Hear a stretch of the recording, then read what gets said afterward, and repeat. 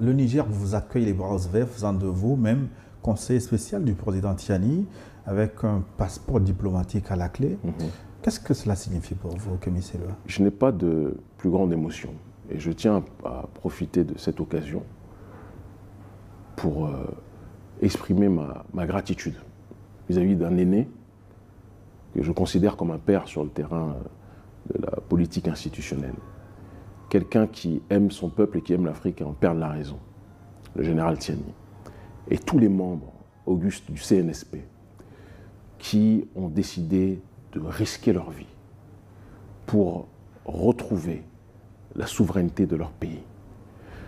Je suis béninois, patriote, fier de l'être, mais je me sens attiré et touché par ce pays, concerné par ce pays. Comme Frantz Fanon, le Martiniquais, s'est senti concerné par la lutte en Algérie. Comme, dans un autre ordre d'idée, Stokely Carmichael, le Trinidado-afro-américain, s'est senti concerné par le combat de Sékou Touré ou de Kwame Nkrumah. Et comme, dans un autre ordre d'idée, Ernesto Che Guevara s'est senti concerné, lui qui était pourtant argentin, qui était une Argentine qui n'était pas dans la ligne de Cuba, il faut bien le préciser, qui s'est senti concerné par la lutte révolutionnaire de Cuba.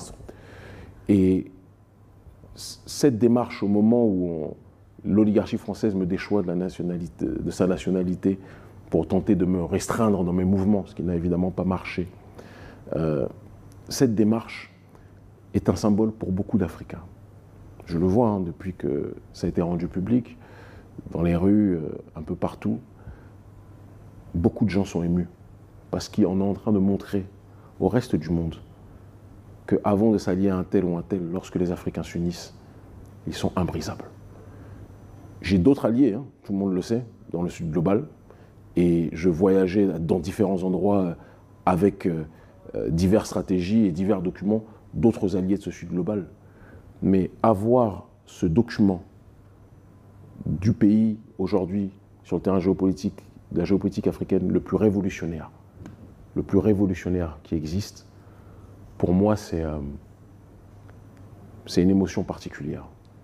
Et je n'aurai jamais assez de temps pour remercier et pour honorer mes aînés que sont le général Tiani et les membres du CNSP. Mais comment se fait le rapprochement avec le président Tiani? Ça s'est fait depuis longtemps et par, j'ai envie de dire, une affinité politique. On a tous les mêmes objectifs, on veut l'autodétermination de nos populations. Affinité politique pour un général d'armée qui a longtemps dirigé la garde présidentielle. Mais vous savez, il y a un adage qui dit que parfois, pour renverser un système, il faut le connaître en profondeur. Et je pense que l'expérience de l'État, de la chose de l'État, comme on le dit, qu'ont eu les membres du CNSP, qu'ont les membres du CNSP, et qu'avait le général, et qu'a le général Tiani, a été un élément déterminant pour mener la révolution qu'il mène depuis maintenant 1 an. N'oublions pas que c'est le dernier pays qui, actuellement, parce qu'il y en a d'autres qui vont rejoindre bientôt cette dynamique, je le dis sans trop avoir besoin de parler, mais je le dis de manière ferme et sûre. Comme on y reviendra si nécessaire. Mais c'est le dernier pays en date. Il y a eu le Mali, il y a eu le Faso, et le Niger est arrivé. Mais ce qu'a fait le Niger en 1 an, ça fait de très nombreuses années qu'on n'a pas vu un pays de manière aussi rapide entrer dans un processus de réappropriation de ses ressources, de réappropriation de son destin et de dynamique de souveraineté fondamentale. Et je crois que si les généraux Tiani et les membres le général Tiani, chef de l'État, et les membres du CNSP n'avaient pas cette connaissance de l'État, cette connaissance profonde de l'État, je pense qu'on ne serait pas arrivé à un tel niveau de densité en termes de rupture épistémologique vis-à-vis du système néocolonial. Et je crois que dans quelques années, la révolution du CNSP va être étudiée dans toutes les universités africaines, très clairement.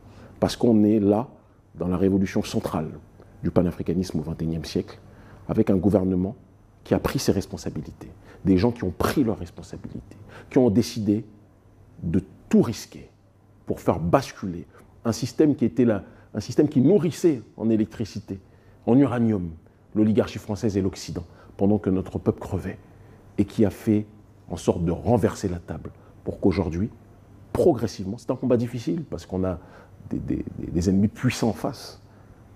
Mais il n'y a rien de plus puissant que Dieu Tout-Puissant, en réalité. Et Dieu Tout-Puissant est toujours du côté des opprimés. Et donc j'ai une foi et une espérance illimitée dans ce combat et une confiance illimitée dans le général Tiani, chef de l'État. Et je peux dire à tous les nôtres du continent, de la diaspora, dans les Antilles qui nous regardent, en Océanie qui nous regardent, en Kanaki qui nous regardent, dans les Amériques qui nous regardent, je peux vous dire que ce combat que mène le Niger et que mène le CNSP, c'est un combat pour le peuple noir dans sa globalité.